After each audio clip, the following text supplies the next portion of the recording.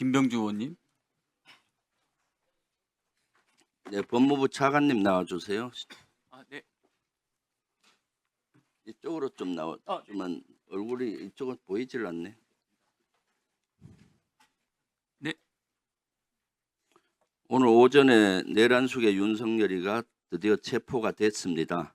아주 한 2, 3주 이상 버티면서 체포영장 집행을 거부했죠. 헌정사상 이렇게 합법적인 체포영장을 집행하는데 이 많은 경력과 수사관이 투입된 사례는 아마 없는 걸로 기억돼요. 여기에 대해서 어떻게 평가합니까?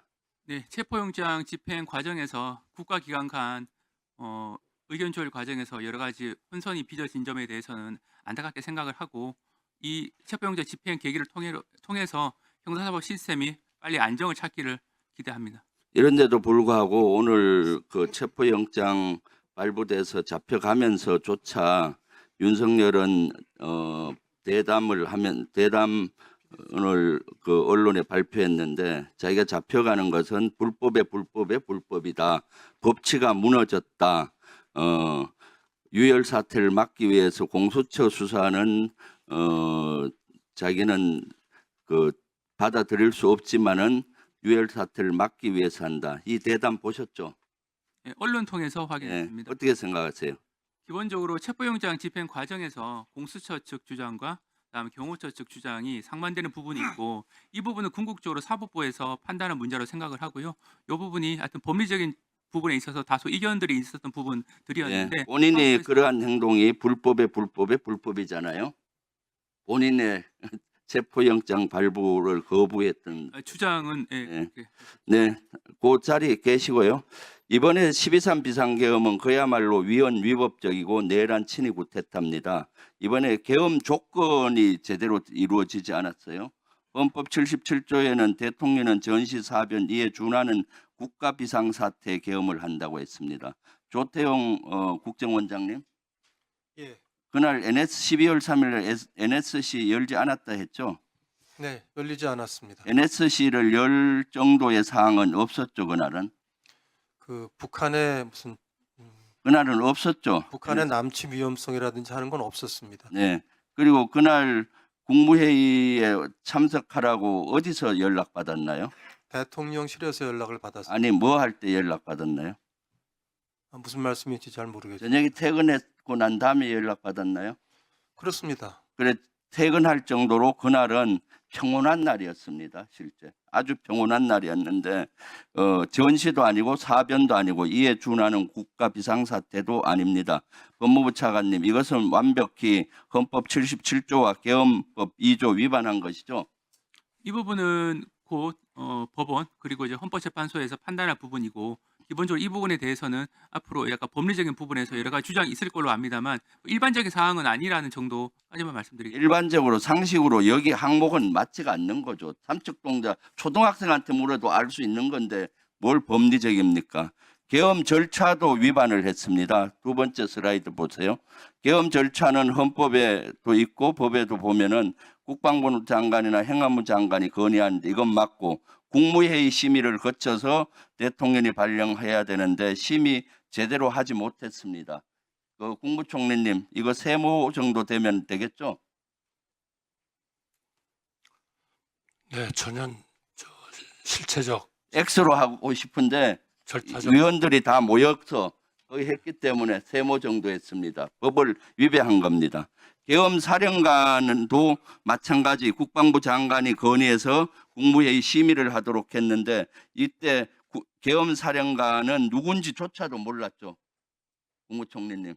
네, 그렇습니다. 여기에 대한 논의가 있었습니까? 돈이 없었습니다. 법무부 장관님. 네, 이때 계엄 사령관이 누군지 알았습니까? 구체적인 것보다는 포고문 하는 게 한 장 있었던 것 같은데 아니 묻는 답이나 하세요. 계엄 사령관 누군지 몰랐죠. 포고문에 적혀 그래서 계엄 사령관을 이때는 전혀 논의가 되지 않았어요. 그리고 나서 대통령이 선포했고 선포하면은 바로 계엄 사실을 국회에 통고하도록 돼 있는데 국무총리 통고하지 않았습니다. 인정하시죠? 네, 그 통고에 보통 관보 게재에 뭐 해왔다고 생각하는데 그런 건 없었습니다. 네. 그래 그 국회가 계엄 해제 결의하면 즉시 해제해야 되는데 이것도 한 3시간 후에 해서 절차를 위배한 겁니다. 실제 그렇기 때문에 위헌위법적이고 내란입니다. 세 번째, 계엄 범위를 초과했습니다. 계엄법에는 실제 비상계엄이 선포되면 계엄사령관은 행정사무와 사법사부를 관장합니다. 행정부와 사법부를 하는 게 돼 있습니다. 법무부 차관님 이거 알고 있죠? 네. 네, 그런데 국회는 명시되어 있지 않습니다. 비상계엄 때도 국회는 정상적으로 운용이 돼야 되는데 총칼을 든 군인들이 국회를 무력화시켰습니다. 이것은 계엄 범위를 초과했다고 볼 수 있겠죠, 법무부 차관님?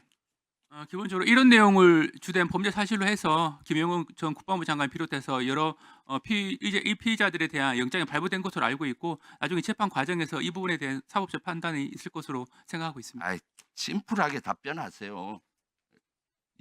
이 항목에 없잖아요. 법에. 항목에는 없는 거 맞습니다. 그럼 뭐 그렇게 답변하시면 되지. 너무 법률적으로 답변하려 하시지 말고. 그다음 네 번째, 계엄군은 포고령은 아주 심대한 헌법과 법률 위반입니다. 포고령 1호에 국회나 지방의회 정치활동 금지하라는 것은 헌법이나 법률 어디에도 이런 조항은 없죠.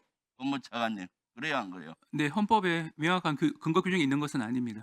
그러니까 초법적인 이번 포고령 1호를 발의한 거죠. 거기 6번에 보면 전공의들 복귀 안 하면 계엄법으로 처단한다. 이런 것이 헌법이나 법률로 없잖아요. 이러한 네 가지만 봐도 윤석열은 명백히 헌법을 위반하고 법률을 위반했을 뿐만 아니라 내란입니다.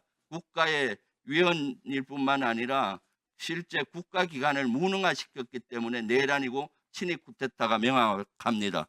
그럼에도 불구하고 오늘 윤석열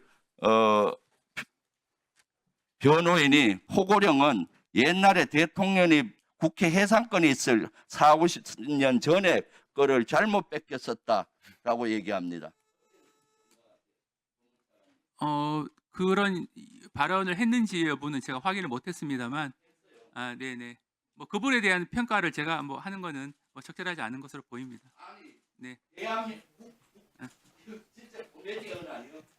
국제사회가 웃을 일이잖아요.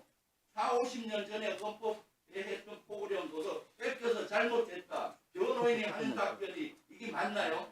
세상에 이런 코미디가 어디 있습니까? 윤석열로 인해서 국격이 훼손되고 민주주의가 파괴되고 모든 것이 떨어지고 있어요. 그런데 본인이 마치 자기 체포영장 발의하는 것을 불법이라고 하고 이것은 헌법재판소에서도 명백히 우리 보통의 사람 누구나 판단해도 파면이고 위헌이고 위법이고 그렇습니다.